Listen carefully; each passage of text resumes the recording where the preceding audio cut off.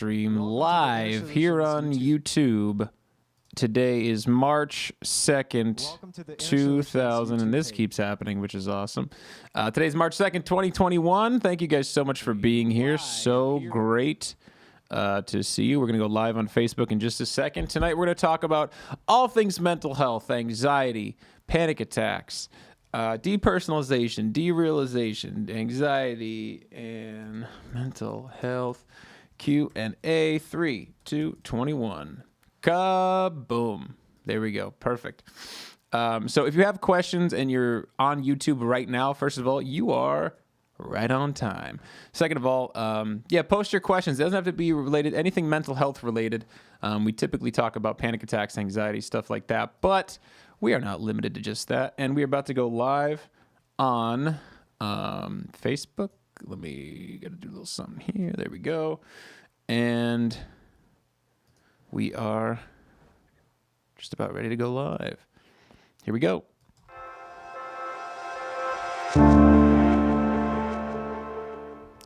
Well, welcome YouTubers, welcome Facebookers, welcome mental health strugglers or anxiety successors. I don't know what to call it. Welcome to those of you who are ready for changers, ready to feel betterers. And my name is Jim. Welcome to the Inner Solutions live stream. It is Tuesday, 6:30 Central Time. You know where we're at. You know how this goes. So happy for you guys to be here and so happy to be here with you. Feel free to just pop those questions, those check-ins. How's it going? Those stories, those triumphs, those tribulations. Let us know how you're doing in the chat. I'm here to answer questions for the next hour. I will get to every question that gets put in the chat that is related to mental health. And I'm looking forward to it. I love doing this every week. This is one of the things I look forward to the most during the week.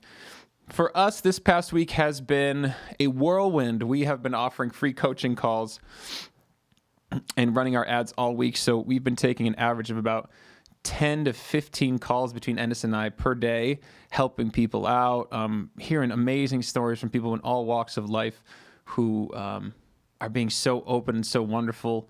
And we've been able to get a lot of them into our class, into our weekly class, which has been fantastic for dealing with, for doing things like dealing with anxiety, panic attacks, processing through emotion. So if that's something you're interested in or you haven't had a free coaching call with us, click the link in the description that says schedule a free coaching call. Actually, I will post it in the chat as well. But right now I'm here to answer your questions. So if you have them, ask them. And hopefully they're not about my dog. Just kidding. All right, so we're good on this front, so I can focus on this chat. What's up, y'all? How we doing? So I am kaboom. There is the link to the free coaching session. If you have not had that free coaching session, there we go. And YouTubers, just throw those questions in the say something in the chat here. I will put the link to the coach schedule a free coaching session there. And it looks like we got some questions already on Facebook, so we are off guns blazing. Carmen says, happy Tuesday. Over here is 7:30 p.m. New York. What part of New York are you in, Carmen? And Camino, what is that? Is that Italiano? Are we paisans? Rebecca says, I'm going to divorce my husband. He's begging me not to. He's making me feel so guilty. I don't know how to cope with the guilt and anxiety. Guilt. Wow. Guilt is a big one. And the guilt, Rebecca, first of all, I think it's important to differentiate. The guilt and anxiety are very different parts of you right now. So we have to start by saying he's making me feel so guilty is not the truth.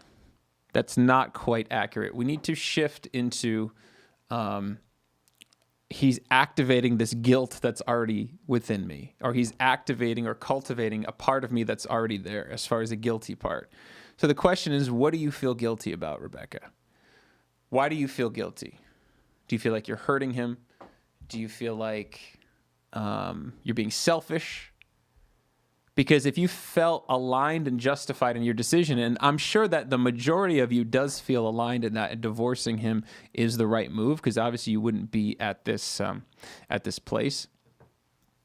But first of all, when we say he's making me feel, first of all, we're giving away our power completely, and we're not being accurate because nobody makes you feel anything. Nobody makes you feel guilty or nobody makes you feel sad. What they do is they hit a nerve in you. They hit a raw spot with what they're saying. They trigger you in a way. They trigger a part of you, more accurately. So this guilty part of you needs to be helped, needs to be soothed. It needs to be...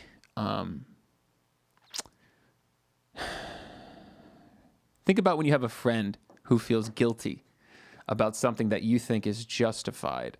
What would you say to them? How would you establish a connection with them? Well, the first thing you would do is you would kind of make sure you understand them accurately. And this is the same way you want to treat these parts of you. The way to cope with the guilt and anxiety. Yeah, so I mean, I think they're two separate things, and I'd love to hear more about the anxiety that you have. Is the anxiety related to the guilt, or is the anxiety separate? Because divorcing somebody that you've been with for a long time, there could be a lot of just logistical congruent anxiety, meaning it makes sense to be scared of where am I going to live, how am I going to function financially. There's a lot of arrangements and a lot of things that need to happen. So that anxiety can be congruent and rational. But then is there some irrational anxiety? Is there like overwhelm, like I'm hurting him, I'm breaking up my family. So need a little more information there, Rebecca, but I'm sorry for your circumstance and the stress. Let's get to the bottom of it. Let's help you. Carmen says, Brooklyn. Julie says, hello. Hey, what's up, Julie? What part of Brooklyn are you in, Carmen? And guys, I'd love to hear where you're from, what's going on. Julie says, hello. Hello, Julie. How are you? I don't think I've seen your name around. Welcome. Amanda says, something I heard this week, when a woman is done, we are done. Don't believe everything you think. Yeah. Rebecca says, I think he's hurting and I'm not. It's not really fair, I guess. Well, Rebecca, you guys are different people at different stages. So the guilt that you feel is maybe because you love him. And that you don't want him to hurt. And I don't think you're divorcing him to hurt him, are you? I think you're probably... What will you tell me? Why are you divorcing him? What's the reason there? When a woman is done, we are done. It's so funny because I've actually noticed I've seen it both ways with different people. That I've known guys that when they're done, they're not really done. And women that when they're done, they're not really done. Oh, it's all good, Julie. No worries.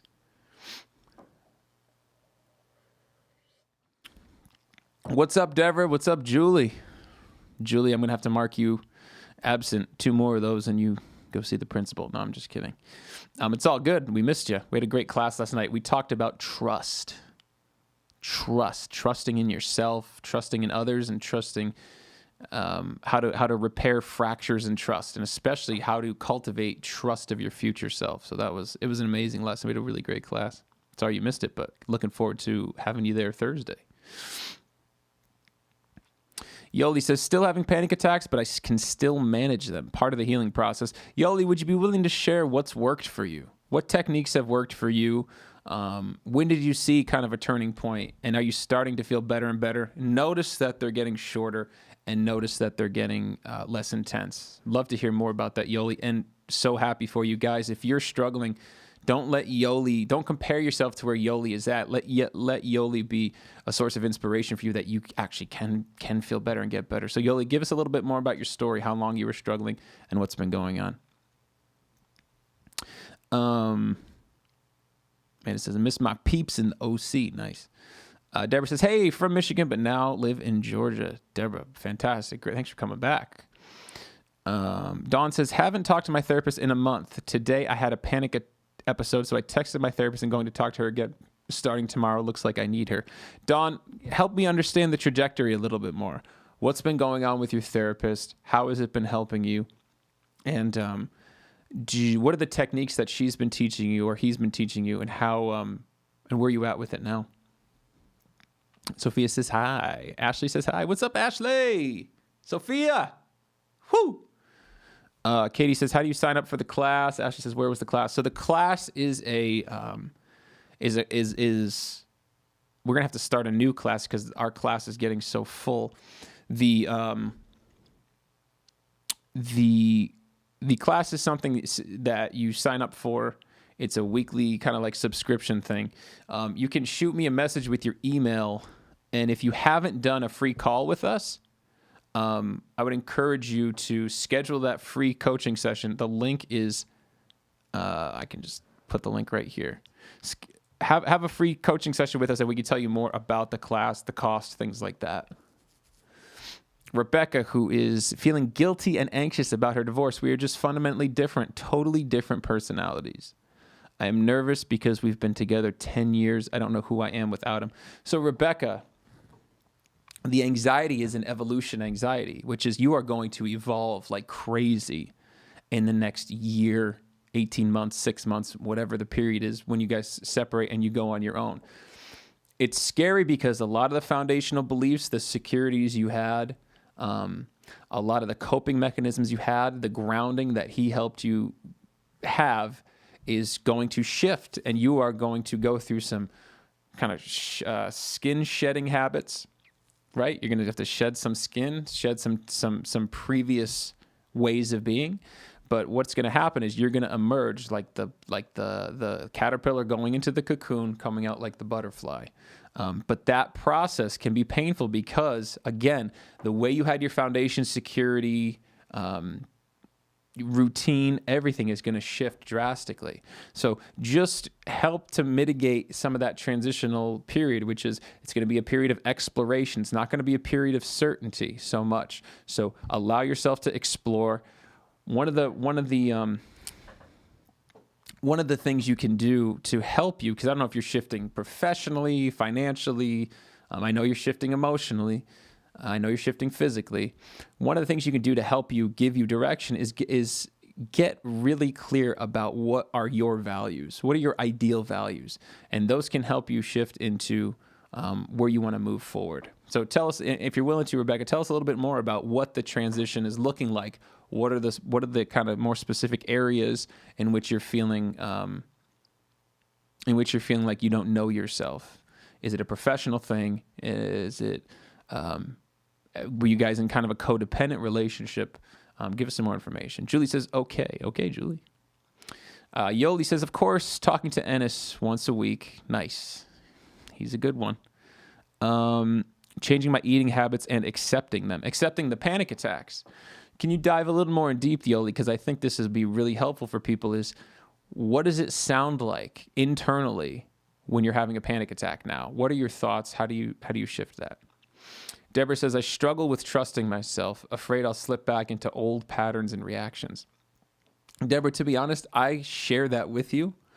Part of the trust that helps with that is the trust in the process, right? So trusting that actually slipping back into old patterns and reactions is a part of getting better for the most part. If that were to happen, trusting that that's the perfect trajectory, trusting that there is no other trajectory, that's what you needed at the time, not giving yourself an excuse, not enabling yourself, but giving yourself the space and relieving the pressure of it has to be this way. Everything. A lot of what, and I was talking to a client about this today. Actually, it wasn't a client. It was a coaching call. She was so unaware of how much she needed certainty and needed to feel secure with everything. So everything from being sure she was safe from COVID to being sure she was safe from pain in a relationship to being sure that her job was secure, to being sure that she wouldn't regress in her habits. And that need for certainty, that pressure is what caused her to feel so anxious because innately, if I'm not sure, if I don't have certainty, there's no safety. Well, the world is not a safe place and there is really no certainty. There's levels of security. There's DEFCON 1, 2, 3, 4, 5. No, just kidding. But there's levels of securities in things like a job, a relationship, a financial security, emotional security, things like that. But that urge for complete certainty, complete guarantee of safety is unrealistic and an expectation and actually a part of you that is insatiable because there is no safety. So it's not that we're going to change the world, that the world's going to get less dangerous. It's that we're going to shift our perspective into learning how to deal with the fact that there is danger out there. And part of the danger for you, Deborah, is maybe that's something that'll happen, and that's okay. And that's okay. Yes, it's been destructive, but also we have to surrender a little bit to the process and surrender and trust that everything's going to be okay. The cure to anxiety is trust, friends. Amanda says, I kind of get that. I was in the process of divorce, but ended up being a widow. It was hard, but still is, but you can do it. All right. Ashley says, thank you. Amanda says, what was that thing you told me about rebuilding the team? It was a football analogy. Oh, yeah. So when you're going through a period of a big evolution, and this happens when you struggle from panic attacks, it can be tough, right? It's like you have to kind of crack yourself open if you're going to do the deep inner work and audit what you are, what your parts are, what parts are leading you, right? Does that make sense? Like, if for a while you've been led by a part that is like, I don't need a man, but then after a while it's like you're lonely because there's other parts of you that have other wants and desires. You kind of have to crack yourself open, develop this awareness, help to understand where this part came from, help to understand why you feel like you don't need a man, that maybe there's a wounded part underneath you who was hurt and needs to feel independent because it's scared it's going to be hurt again. You crack all that open. Once you start to reshuffle what you're doing, and it's a big evolution period of like, I don't know what I'm doing. A lot of times this happens when kids leave the house or when there's a divorce or any big life transition and move to a new city. You leave your parents' house for the first time.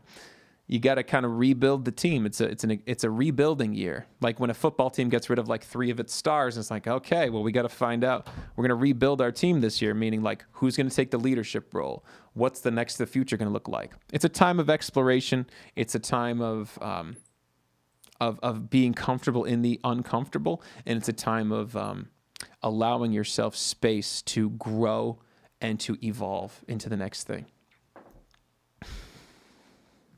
Lisa Conkle on YouTube. All right. I love this. Going from YouTube to Facebook to YouTube. It's so cool. Lisa Conkle says, what are your thoughts about how self-love affects anxiety? It's a good question. To be honest, I've never thought about it specifically in that context. I think self-love is so innate in us that I think you have to get everything else out of the way to feel self-love. And you can start to cultivate it by kind of practicing it. But all you're doing when you're saying affirmations or when you're practicing things is strengthening something that's already inside of you. So for example, Lisa, if you had a really strong inner critic that was just ruthless, and the dynamic of the critic is this inner critic is going to talk to be absorbed by a part of you that's really sensitive and raw and probably has a low self-worth or has some kind of wound.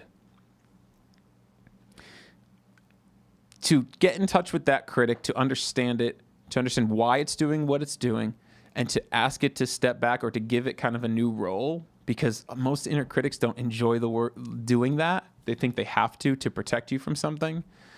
You're actually quieting the space for that self-love to come up. And so if you try to fight the inner critic with self-love, actually what you're going to do or what can happen is you're actually fighting what it thinks its job is and making it kind of obsolete. So instead of trying to force self-love through affirmations, because the self-love is there, it's the foundation, but this inner critic is really overwhelming it. So you have to quiet this critic so that the self-love can flow through. Thoughts about self-love affecting anxiety. I think anxiety, I can see it related to a lot of things like people pleasing, low self-worth, like I don't deserve. And those persona fatigue, things like I have to act a certain way or people won't love me. I think self-love can help to quiet some of those needs, can spill into the need of the part of you that needs to people please. when you feel like you are not below other people, when you feel like there's you're even on the hierarchy as others, that your needs are equally as important, I think I would call that self-love. That will curb a lot of the behavior and say, well, if I don't act this, so a part of you that like is a people pleaser will say, if I don't act this way, people are going to not like me, and then I'm going to feel something I don't want to feel. I'm going to feel bad. I'm going to feel ashamed. I'm going to feel lonely. The self-love can help to mitigate a little bit of that loneliness and say, hey, that's okay. I don't need their approval because I don't feel lonely when I feel self-love. And I think there's a million different dynamics of stuff like that. But I think the realization that you're important is incredibly useful in anxiety, and the de-pedestaling of others is incredibly important. And that's such a habit. I mean, that's such something you absorb. We are not born like that. That's an environmental thing to the max of this person's more important than me, or I'm not important. So as far as self-love, evening out the hierarchy, realizing your needs are just as important as others, and innately in that is what they say isn't necessarily true. It's their perspective, and what I say is my perspective. And so you balance that playing field, and therefore I feel like as a byproduct, the anxiety will go down. So it's kind of like the chicken or the egg. Do I chill out my anxiety and deal with that, or do I cultivate self-love and move and help kind of chill out the parts of me that are self-defeating and self-deprecating? I think it's probably more helping yourself with the internal and trying to understand all that. You see, I just wrote a message and deleted it. Totally just called you out. Okay, back to Facebook. And Lisa, thank you for the great question. How's everything going with you, Lisa? Give me a little bit of a check-in with how your process is going. Dawn says, I felt like I was kind of stuck with her, but I felt good for months, and now the panic is back. I really don't know what happened. Very confused. Dawn was talking about struggling with panic attacks, but then leaving her feeling better, leaving her therapist, and now the panic is coming back. Really don't know what happened. Very confused. Dawn, what may have happened is she may have become kind of like the attachment grounding figure for you, and the techniques that she gave you may not have been super sustainable as far as going on your own. You know, a good analogy I can use is when I was working in a residential treatment facility, we had such a structure. There was so much for the residents and the patients there that they would get better. A lot of them would feel really great. But then once you kind of send them on their own and they're back in a different environment without any kind of the continuity, consistency, and structure of the facility, they weren't able to sustain. Some of them weren't able to sustain the tools and tricks that they were able to sustain with the structure. That happens all the time in residential. What can happen in therapy is with the therapist's support that can kind of get you through the week. They're reinforcing it over and over again. But then after a few weeks or a month or so, if it hasn't taken enough, you need those maintenance sessions. So that's why first we always advocate we talk to clients for at least once a week consistently until we get the ball rolling, get them to a place of feeling better, maintain that at once a week minimum, and then we start to do like every other week, then maybe once a month and just for maintenance to see how things are going. So common story, Dawn. I'm sorry that the panic came back, but I wouldn't worry too much about it. If you got to that place once where you're feeling great, you can damn sure get there again. Rebecca says, thank you. I was diagnosed with bipolar early in our marriage. Medication did make my life better, and I've been with him the entire time. Wow. Yeah. How old are you, Rebecca? I'd be interested to know. But honestly, again, guys, the cure to anxiety is trust. Trust your future self, Rebecca, that you will figure it out. And the more you can trust that, the more you can enjoy the process instead of feeling anxious about swimming the waters of change. Because guys, never forget this. Change can be the greatest thing ever. Ever. Leaving the job you hate, breaking off the relationship that's been miserable for you, moving out of the city that you can't stand, getting rid of stuff. Oh, getting rid of stuff can be the most pleasant thing ever. change can be a really positive thing. In fact, most of you here are here because you're looking to facilitate and accelerate change into feeling better, and change into pivoting out of these panic attacks, change into changing the behaviors, the thoughts, the emotions that keep you in these loops of self-defeat or pain or anxiety or panic. So change is a beautiful thing, guys. Embrace change. Yoli says, I've been having panic attacks for over a year to the point that I wouldn't sleep. My goodness. And when COVID started, it made them worse. I stopped driving and felt I was in a black hole. I work at a hospital and the COVID cases scared me. I tried everything from medications, hypnosis, counseling, crystals that claim to help with anxiety and other stuff. When I came across your page, Enis called me and we have been working together. Enis is a talent. He's a talented boy. He's a talented boy. I'm so glad that it's sticking with you. And some of what happens is like it takes time sometimes to develop the skill to accept panic attacks, because there's parts of you that form that are so scared, and it's so heavy, and maybe it just shocks your system so bad.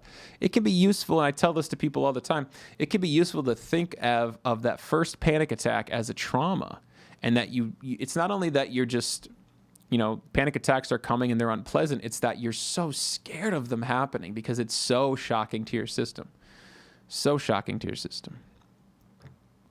Yoli adds, my panic attacks are severely intense, feeling like I'm dying, fainting, going crazy, severe pins and needle sensations, along with nausea and dizziness. Wow. Elizabeth says the same. Yeah, those are very intense. I hear you. It stinks when you feel like this, Sophia says. Sophia Villa. It's the most Italian name I've ever heard. I love it. I actually got COVID this year, and it triggered me even more to have panic attacks. But I keep reminding myself that no matter how strong the panic attacks are, I am safe and can get through them. Totally. Yoli, that you've shifted a tide, right? So you've shifted into accepting them. Now shifting into gaining the confidence. This is not only is this not going to kill me, but the more that I feel confident that I can deal with this, the actually less they're going to happen and less intense they're going to be. So stay the course, Yoli. I'm proud of you. Guys, use Yoli as inspiration to all of you out there who are struggling or who are moving forward in your process. Help each other. Deborah says, how do you get past constantly second-guessing yourself? That kind of gets in the way of learning to trust, since I still struggle with my identity. Yeah, so Deborah, we talk in parts here. So second-guessing yourself it's a sign of internal emotional misalignment. And I feel you, because I've felt this way for years, and I still do at certain times, that like I feel like I get this side of the argument, I get this side of the argument, and I get 15 other sides of the argument, and I don't know what the right one is. And that can come from all the parts of me aren't aligned in a clear vision. So when you talk about second guessing yourself, it depends a little bit on the context, Deborah, but being aware that actually all it is that you've got an inner conflict. One part of you feels like this is right, and then one part of you is saying, man, but should we go in that direction? A large piece of it for me, Deborah, is honestly, for me, is spirituality, is finding the balance of being being in what we call a more self energy, which actually is not necessarily spirituality. This is more internal family systems therapy. The more self energy that comes through, the more you feel calm, confident, courageous, and another beautiful C word, clarity. And with that clarity, it feels very strong, because a lot of times these parts of you that are second guessing you, or the part of you that wanted to move forward with something, you have to know what their motivation is, why they're doing what they're doing. So the cure for it all, or the key for that clarity, Deborah, doing that deeper inner work, getting more able to manage your system in a really beautiful way, lead with the self, therefore you get that beautiful clarity. Rebecca talking about her divorce. Well, although we had terrible communication, he was ultimately the person I could count on. He says he's going to let me buy out our house for the remainder of the loan, $130K, but he says he will let me have all the equity. That's nice. I hope he keeps his word. I just feel anxiety about my money situation. Sure. But I have a good paying job. I can swing it if he keeps his word. He gets things too. I'm hoping we can come through this not hating each other. I've really resented him for the last couple of years. He doesn't want the divorce, but says he will accept it. We work at the same place too, but it's a huge place and we don't see each other. That's a ton of information. The bad part about our job is we have to meet strenuous circumstances. We have to have government clearances. That's a big worry. They look at everything in your life to keep that level of clearance. Well, nice. Rebecca, I would encourage you to set up a free coaching session. I think you got a good head on your shoulders, and I think that with kind of quite a bit more of the story, we could easily disarm a lot of this anxiety you feel. That link is in the chat, or you can go to, I don't know where it's posted, actually. It's posted in this chat here, but I'll post it here. I'll post it again in the chat. So if you scroll all the way down, it's back in the chat again. Rebecca, you don't have to feel like, I get it. And I love that you identify like, hey, I have a job, I make good money, I'm going to be okay, but I have some money anxiety about the money situation. So really the anxiety is actually that he's going to follow through on his word because you can make it happen if he does. Is there a way to mitigate that? Is there a way to feel more certain? Trust. Trust your husband. Has he ever fractured your trust before? I mean, one thing you can do is reaffirm the past. Part of trust is looking at things that you didn't think you could do or trust that you could do or trust that other people would do and that they did, and then using that to move forward. So has he broken your trust in the past or not followed through? Does he have a history of that or not? If he doesn't, that can really help. Shantae, good evening, everyone. Hope everyone's evening are good. Katie says, any tips for dissociation, like when you kind of check out when you're in an anxious situation? It's like I panic after I realize what happened, if that makes sense. So, Katie, I would really want you to specify, do you feel like you are depersonalizing, dissociating, or derealizing? Yoli says, things that help me are reading the Dare book by Barry McDonough, Labs, the app, eating a good meal, staying hydrated, journaling, walking barefoot, hugging a tree, avoiding sugar, fried foods, onions, garlic, spicy food, positive self-talk, and always reminding myself anxiety can't kill me. As always, accepting all the sensations is okay, along with the crazy intrusive thoughts. Oh yes, meditation, I think you said mediation, but meditation is awesome, and detoxing from social media. I love it all. Reading the Dare book is fantastic. I've never heard of Labs, but I'll have to check it out. Staying hydrated, journaling, walking barefoot, hugging a tree. Walking barefoot, hugging a tree, very grounding experiences. Great for your body, great for your subconscious, great for your cells as far as lowering their anxiety, helping them feel more connected to nature. Journaling, processing through emotion, staying ahead of any unprocessed emotion, gaining clarity of any internal situations going on. They will come out during journaling for the most part. Avoiding sugar, fried foods, onions, garlic, spicy food. Ways to physically destimulate your nervous system through diet. Yoli, you can also integrate a high-protein, high-fat breakfast as well as magnesium. Positive self-talk, affirming and reintegrating. Positive self-talk only becomes a problem if you don't have parts of you that feel positive about yourself. And I promise you, you all at your core have parts of you that feel positive about yourself. But if you don't feel like it's working and you're trying and you start to get stressed out by it, like this isn't working, you have to get some support in not trying to force yourself to feel something that's not working, because that could accelerate some anxiety big time. YouTubers, feel free to throw those questions in the chat. Lisa would still love if you would be willing to share how your journey is going. Lisa Conkle, please. Paging Lisa Conkle, please. I don't know why I thought that was so funny. Rebecca says, I'm 43. Cool. Makes sense, Jim. Thanks, Don. You're so welcome. Rebecca says, and thanks for coming so frequently, Don. Love having you here. I believe it definitely is for the better for us all, but it is scary, of course. I mean, look, we have to have anxiety. It keeps us alive. Like, it's just normal to be, after 10 years of a relationship. There are states that you can achieve where you're so in a flow, you're so calm and confident that big transitions don't seem that bad. I think we all kind of know people like that who just seem to go through a really easier flow of life. And that's really what I'm working at myself and with clients, is just the trust. It's the trust. It's like, you know why you don't have some anxieties you used to have is because you've seen over and over that they're not going to happen. So you trust that process, that it's going to be okay. If you can move to the place of trust before you have to see it for certain over and over and over again, then you're in a much better situation.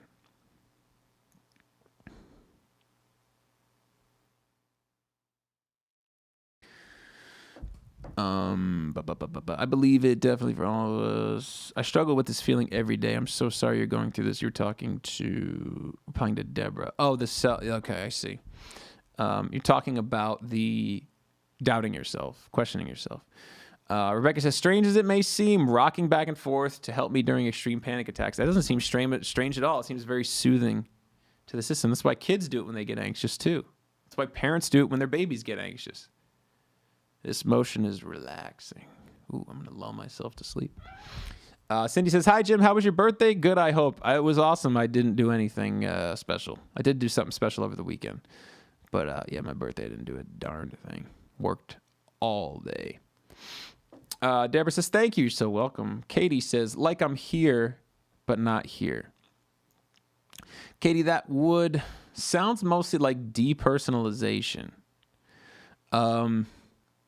So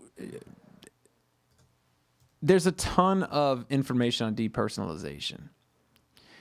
Depersonalization is, the definition is the action of divesting someone or something of human characteristics or individuality. And in psychiatry, it's a state in which one's thoughts and feelings seem unreal or not to belong to oneself, or in which one loses all sense of identity. That sounds a lot sexier than what it really is. Yeah. So, Katie, typically a depersonalization can happen when your system is exhausted. And it's hard for me, it's always been hard to differentiate dissociation with depersonalization. Depersonalization being like you're just completely on autopilot. Like it's almost like you're watching yourself in your life. You don't feel like you're in the driver's seat. Like right now, I feel very intentional. I feel very present. If I slow down, I feel even more present, which makes me feel like I wasn't feeling so present before I slowed down, because now I feel more present. But when you're depersonalized, it's almost like you're just, time passes. It's like you ever go on autopilot and arrive at a destination. You're like, I don't know how I got here. I haven't been paying attention this whole time I've been driving. I kind of just turned off. The depersonalization is feeling like you're disconnected from your body. Your thoughts aren't yours. The things you're saying aren't necessarily yours.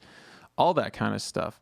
So pivoting into what do you do to deal with it? The first thing you need to do is you need to ease the pressure of I need to not be depersonalized. I need to be present.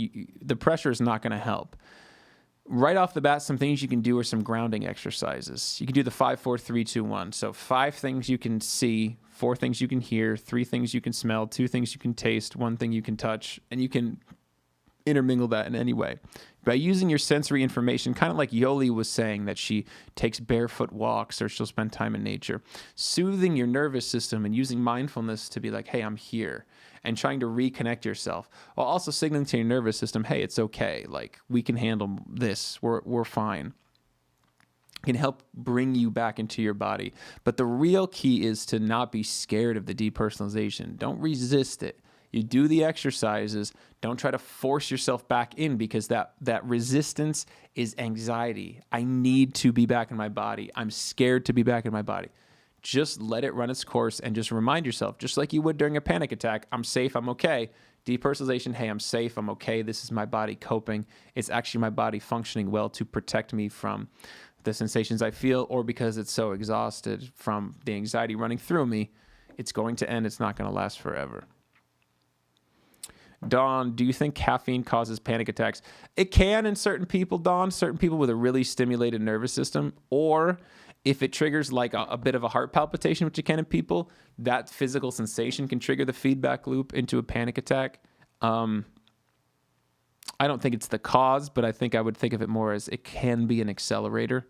But then also what can happen, Dawn, is you can have the somatic response where you're like, oh, the caffeine's going to give me a panic attack, and stress yourself out and give you anxiety about the caffeine. And then if you just associate caffeine, panic attack, then if somebody accidentally gives you a tea with a little bit of caffeine, and you're going to say, it's going to trigger that feedback loop. So I would say most accurately, it can be an accelerator, but it takes a really qualitative answer, as in like how much, what's the situation, really based on specifics. Rebecca says, thanks, Jim. Thanks to everyone. Thank you, Rebecca. Thanks for sharing so much. Good luck with your divorce. I would encourage you to set up that free call, Rebecca. It's like you found a pot of gold for accident, but that's okay if you don't want to. I know I'm talking like Matthew McConaughey, man. Diana says, hi, Jim. I'm so happy to be part of this group. You are so helpful. Thank you. Thank you, Diana. What a pleasure. What a pleasure. Kat says, hi, Jim. I'd like to thank you and Enis for your help. Great. You're welcome, Kat. I was referred to read At Last a Life. It has given me hope and positive thoughts. Today I drove to the market, washed my car. I ignored my thoughts. I didn't even give it into the fact that I felt like I couldn't take a deep breath, as where I would start panicking. All I kept thinking is, I know it will pass, and I made it back home safe. Kat, I'm so proud of you. Let's give you a round. I don't have a round of applause queued up, but I would give you a round of applause. I'll give you a round of applause, Kat. Good work. Guys, do not believe your thoughts. Don't believe all your thoughts. You are not your thoughts. You are not your thoughts. You are not your thoughts, definitely. Sophia says, what does the class actually work on? Sophia, in the class, there's kind of cycles. We're not exactly sure how long the cycles are, but it covers everything from teaching how to use and apply cognitive behavioral therapy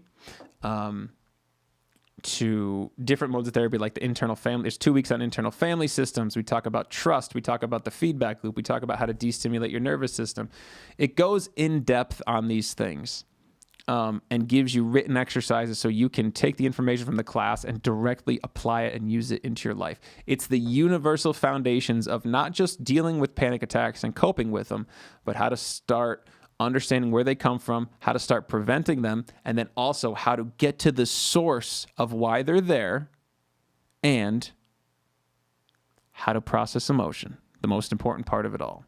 So that we go from a place where we're having panic attacks to not only are we not having panic attacks to now we're completely lowering anxiety to now we're optimizing how we feel by letting our emotions flow through us, honoring our system, and having a great internal experience, which a byproduct of that is going to be having a fantastic external experience. That's where everything starts to get better. Romantic relationships, friendships, professional life, financial life, everything comes from having an aligned inner experience, understanding your system, working with it, helping it heal to be in a place where it's bulletproof, but it takes time and consistency. So the curriculum list is like, I could read you some of the lesson. We talked about trust last night. We talked about avoidance, and we talked about exposure therapy, another incredible tool for gaining back the things that you've started avoiding because of anxiety, driving, being in public spaces, being alone. We talked about attachment style, why relationships are giving you anxiety, how to understand your attachment style, and how that's useful to use into your romantic, family, and friendship relationships. There's tons of stuff. Ways of releasing stuck emotion, right? The key to preventing anxiety. How to release stuck emotion, and how to, like all kinds of different tools, because people are very different. So that's just some of them. There's a whole bunch more. The feedback loop and destimulating your nervous system and understanding what's going on in your body. Stuff like that. Big time. It's amazing. Amanda says, I was so anxious about going into work today because of what I do. I just said a lot of little prayers and remind myself that I'm doing a great job. I was anxious because of the lack of communication and mind reading. I got everything finished and even left early. My work anxiety has a lot to do with me being a planner and work family flying by the seat of their pants. Yeah, so it's there in that, Amanda, there's some anxieties within that. And I would say if you focus on the areas in which you feel anxious, like being perfect or getting things done or not making a mistake or whatever, that would help make you less nervous going into work. I don't think it's necessarily the fly by the seat of their pants. I think it's more the feeling like you're going to miss something, feeling like they're not working within your system and all that kind of stuff. But I think it's great, man. Good for you for using little coping techniques to get you through the day and getting out of there early. Hell yeah. Heck yeah. Crystal says, hey, Jim, how do we overcome the fear of death after having panic attacks? So you're not going to die from a panic attack, Crystal. They don't kill you. Do that. No, I mean, it comes down to trust, right? So if you reframe what's going on, is there's a couple parts of you that are having these really intense thoughts, but you don't have to believe those thoughts. Those thoughts are a symptom. Again, a panic attack is typically a nervous system episode in a way. Your brain is part of your nervous system. Therefore, when your brain's exacerbated, you've got parts of you that are freaking out, that are like, oh my God, I'm dying. And that's a normal thing when you feel these sensations mixed with fear, is that a part of you will say, I'm dying. You can watch those thoughts go by. You can stop believing them. You're not the mind, nor are you choosing to have them, nor should you choose to accept them. It's a byproduct. It's a symptom of the panic attack. So what you can do is coach yourself, stay grounded in, hey, that bald guy on the live stream said panic attacks won't kill me, so I should believe him. I should believe a bald stranger that I met in a weird olive green head wrap and a knit sweater he got at Target. No, but seriously, you can do all the research. Panic attacks don't kill people. They don't make you go crazy. They don't make you lose control. So you just starting to integrate that. And it's a good sign that if it actually isn't sticking, that there's a bigger problem there, Crystal, that when you're not able to self-soothe, that you've got parts that don't feel attached to this deeper part of you, then I would say, Crystal, you need to pivot into some deeper modes of therapy to help you connect with these parts of you and help you be led by the more present day, deeper core self, because otherwise you're just being overwhelmed and knocked around by these rogue polarized parts of you. Don't demonize them. They're not bad. I would think of them more like they're really scared parts of your family, your inner family. But just know, and I say this with certainty, panic attacks do not kill people. They don't. Dawn says, I just ordered the book. What was the book again? At Last a Life. Let me check this out. I've never heard of it. At Last a Life. Let me see what's going on here. Anxiety and Panic Free, book by Paul David. It's interesting. Last Life tells the full story of my recovery from anxiety and panic and also how I overcame intrusive thoughts and depersonalization. It covers every aspect of the anxiety condition, explaining not only why we suffer, but also what keeps us in the loop, and easy to follow advice on how to recover. Great. Yeah, check it out. It sounds awesome. I got to give that a read. Wendy, I wondered where you got that sweater. Very nice. Wendy, I got the light gray and I got the dark gray. I love it. I don't know why. I love my knits. I feel like a modern Mr. Rogers. Kat says, yes, Don, it's a really good book. Great. Devin says, hey, Jim. What's up, Devin? Good to see you, brother. Sophia says, thank you so much. Can't wait to start the class. That's awesome. Guys, we have plenty of spots left in the new class that we're starting. If you're interested, send your email. Send us a message here on Facebook, and we'll give you the details. I wondered where you got that nice way. There you go, Wendy. There we go. Amanda says, I pray for people who have panic attacks. I can't imagine it. Yeah, it sucks, especially at first when you don't understand what's going on. What's up, Bianca? What's the peach? Ay. I don't know what that means, but it looks lewd. Lisa says, well, so Lisa was asking about self-love and anxiety.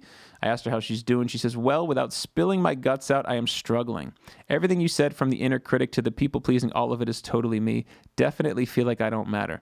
Lisa, yeah, there really is. Sounds like it's been a while of this. And stick with it. It just takes one right session. It takes one thing to click, one inner connection. Sometimes we have such stubborn parts because they've been doing what they've been doing for so long that they're just deathly afraid to stop doing it. And it just takes that one right session, that one right moment, that one right inner work to shift that around. It really just does take that one session. And the thing is, it feels like it's one session, but it's not. You're working up to it. So actually everything you're doing is necessary. But don't give up, Lisa. Don't give up.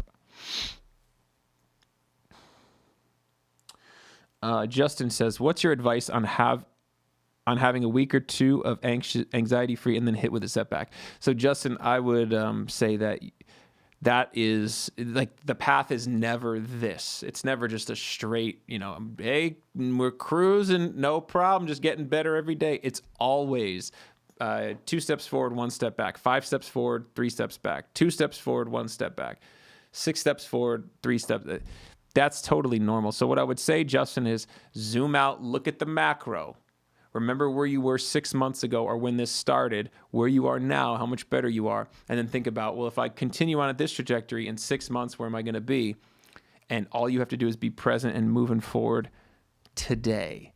But know that that was something for me that shut me down a hell of a lot, Justin, especially because I had a really strong part of me that was like kind of self-defeating. No pun intended with your last name. But a part of me that was self-defeating, which is really exclusive in depression, meaning like I just would shut down, or I would feel overwhelmed, or I would feel like I did something wrong, or I'm defective, and none of those are true. You notice that in anybody who gets better, it's not that there's no setbacks. And this is true, not even just working through mental health issues. This is true just in business and life. Most of the time, people who are successful are the ones who can take the falls, take the setbacks, and keep looking forward, work through them with either a level of tenacity or a balanced level of understanding. This is how it goes. This is part of the process. It is part of my healing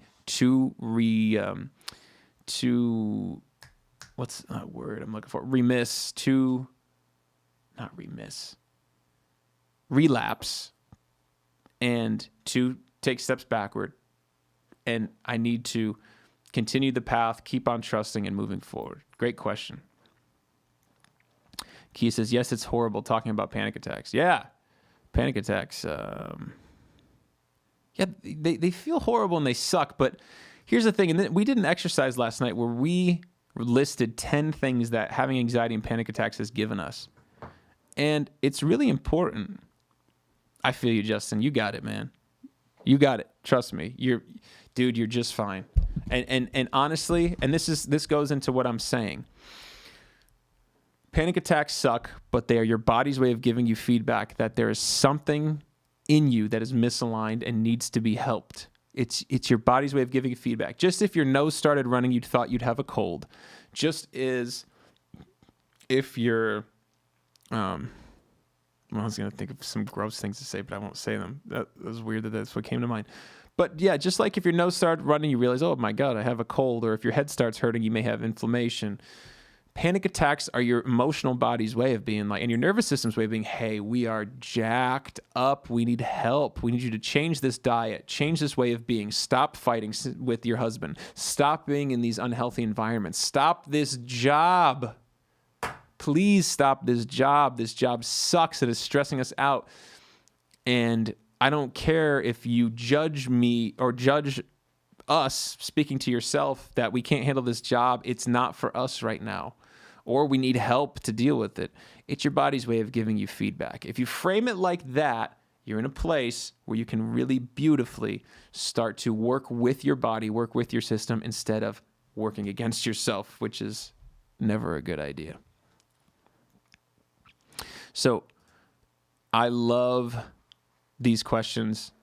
I think, wow, what a great group of people we have. All the new people who've been coming in from these coaching calls, we're so happy to have you. And if you're starting on your journey or you're far along on your journey, we welcome you into our embrace. So I want to share some links before we go here. I want to share the YouTube channel. In the YouTube channel, we have a couple videos going up this week. So Follow that channel. Give it a subscription if you can. You'll be notified when new videos come out. There's tons of videos on depersonalization, health anxiety, money anxiety. There's meditations up there. All these live streams are up there on the Facebook page, as well as the live streams are here on the, did I say Facebook? I meant YouTube. Thank you so much, Dawn. All the live streams are on the YouTube page. All those videos I'm talking about on the YouTube page. Here's the link to the YouTube page. Please give it a subscription. Please share our page and our information with anybody who's struggling. We created this company to help. Please, it helps us so much to share the information, spread the word. We are trying to help 1 million people by 2030 overcome panic attacks and anxiety. I think we're somewhere near the, I have no idea. I don't even know what mark we're at. In the hundreds, at least. So we want to just spread the message, go crazy with it, and help it out. If there's videos you want us to make specifically, we have a video coming up, and I think this is important. We have a video coming out this week about, I think it'll be this week or next week, that you can share with those around you. And it's how to deal with somebody who's struggling with anxiety. It's all about, hey, it's not your fault. You need to take care of yourself. We don't expect you to fix it for us, but we can coach you on what we expect from you in the moment or what you can do to help.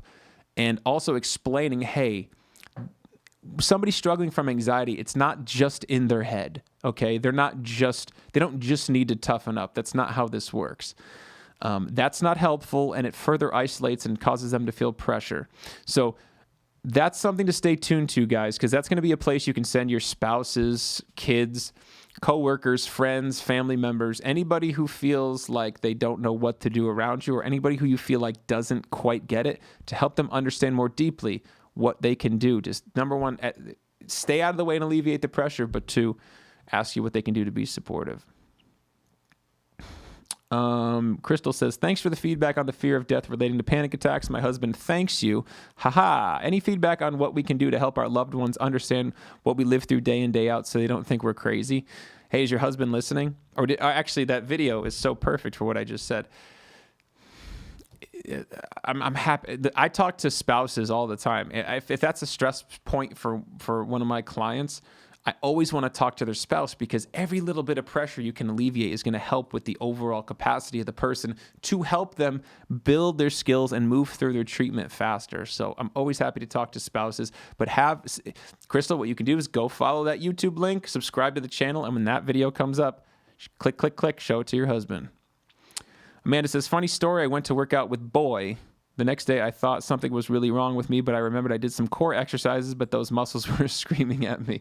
That's the last time I almost had a panic attack was like 3 years ago when I was on the treadmill, and my heart just skipped a beat because I was running hard, and that instant flood of, whoa, that instant like, whoo, that heavy, like just quick tip of panic came in real quick.